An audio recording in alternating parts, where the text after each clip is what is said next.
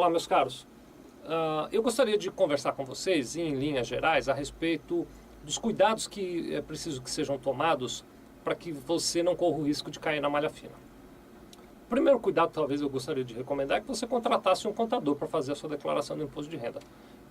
É um cuidado importante. O contador ele tem capacitação técnica para fazer esse trabalho e, a partir dessa capacitação, ele vai naturalmente tomar esses cuidados que eu vou te falar agora e outros mais.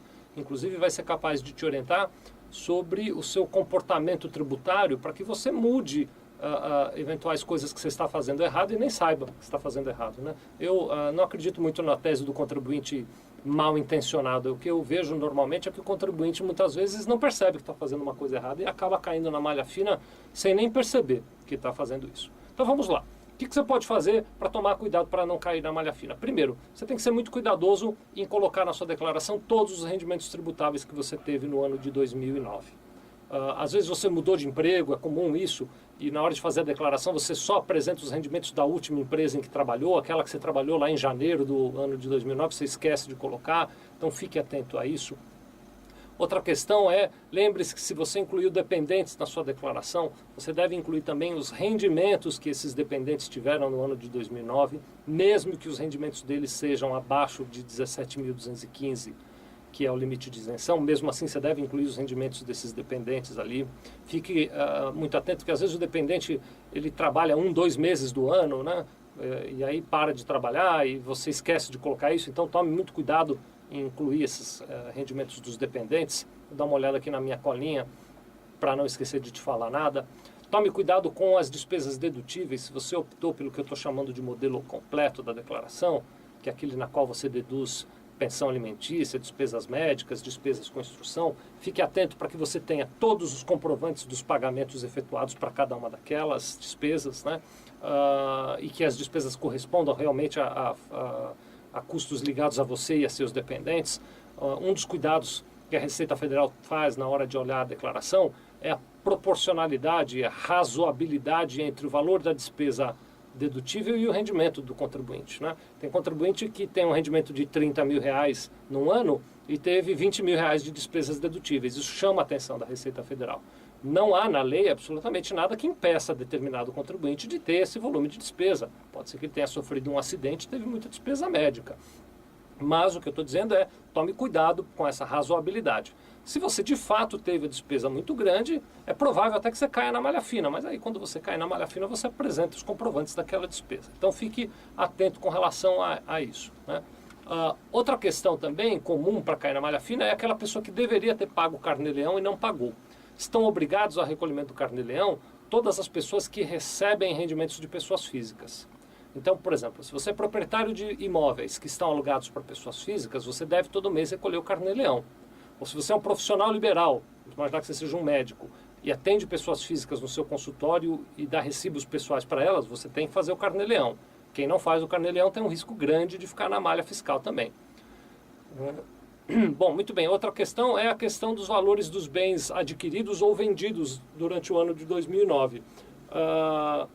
É preciso que você seja cuidadoso com relação a isso, porque você vai informar um valor, por exemplo, de um imóvel que você comprou, mas a pessoa que vendeu esse imóvel está informando lá o valor por quanto ela vendeu. Esses números precisam casar. Se não casam, os dois acabam indo para a malha fina. Então toma cuidado com relação a isso. Pega lá a documentação, consulta a documentação, veja inclusive se você tem os comprovantes dos pagamentos daquele valor, deixe tudo isso guardado para uma eventual necessidade. Questão de saldos bancários. Não esqueça de informar os saldos bancários que você tiver. É obrigatória a informação dos saldos bancários acima de R$140.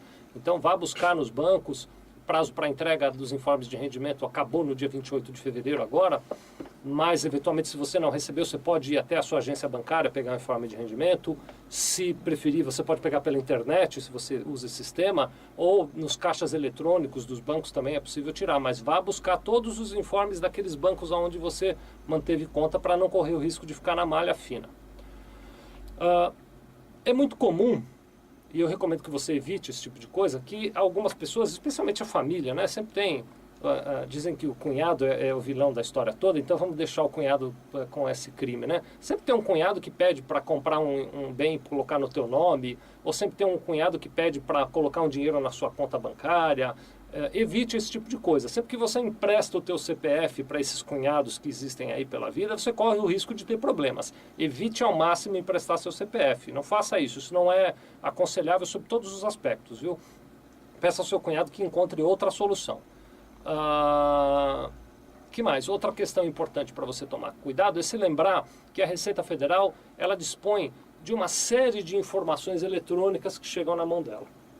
Por exemplo, ela recebe dos cartórios e das empresas que atuam no segmento imobiliário, imobiliárias e construtoras, informações a respeito de aluguéis pagos e recebidos, de valores relativos à compra e venda de imóveis. E se você por acaso informar um número diferente ou esquecer de informar na sua declaração, você vai acabar caindo na malha fina. A Receita Federal também dispõe das informações relativas às operações realizadas com cartão de crédito. Então, você quando preenche lá a sua declaração, se você faz, você vai perceber que não há um campo para você informar o quanto gastou com cartão de crédito. Mas, apesar de não ter esse campo, a Receita Federal tem esse dado lá e vai conferir depois se o seu rendimento é compatível ou não com as suas despesas de cartão de crédito. Então, fique atento a isso. Que mais que a gente tem aqui? Existe a questão das DIRFs, né? As empresas que pagam rendimentos para pessoas físicas e retêm imposto de renda, entregam para o governo uma coisa chamada DIRF, na qual elas comunicam ao governo o quanto foi pago a cada pessoa e o quanto foi retido de imposto de cada pessoa. Se você esquecer de alguma fonte de renda, é através desse documento que a Receita Federal descobre e acaba colocando você na malha fina. Então, em linhas gerais, esses são os cuidados que eu recomendaria que você tivesse. Vou insistir, procura um contador, é a melhor coisa que você pode fazer. Os contadores eles podem te ajudar muito. Eu mesmo faço esse trabalho. Se você quiser a nossa ajuda, procure a gente aqui na empresa, vai ser um prazer ajudá-lo. E se não for possível procurar um contador, então tome o máximo de cuidado nesses itens dos quais nós falamos agora. Muito obrigado.